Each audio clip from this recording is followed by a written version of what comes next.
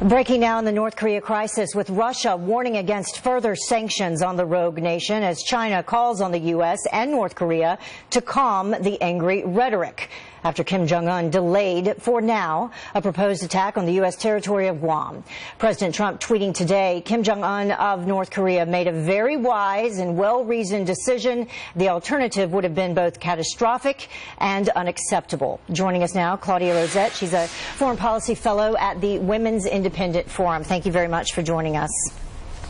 Great to be here. Claudia, I'll ask you to begin with, did the United States do the right thing in threatening North Korea? Oh, yes, they would definitely. Look, Doomsday for now has been canceled. I hope it genuinely scared Kim Jong-un. It was very unlikely that North Korea was really going to strike Guam, but we couldn't rule it out. And we had to do something. So to threaten the overwhelming use of military force, that was absolutely called for. So was it the strong rhetoric from President Trump, or were it the sanctions imposed from China that made the difference with North Korea? Actually, it might have been neither, okay? It was important that President Trump responded by saying, we will use military force if you strike us.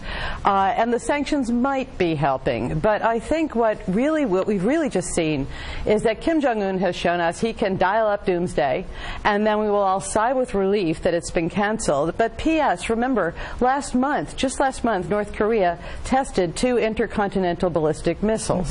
That's what it's now got in its arsenal. We're all focused on, hey, they backed off on Guam. That threat didn't exist until a week before.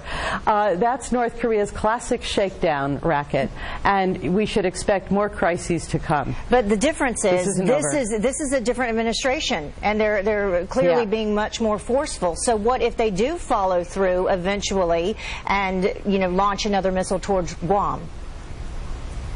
Well, they haven't actually launched one right now at Guam, but if they test another one of these missiles, look, there's been an argument for some time that we should just shoot these missiles on launch, that we should shoot them down, that we should do something to stop them.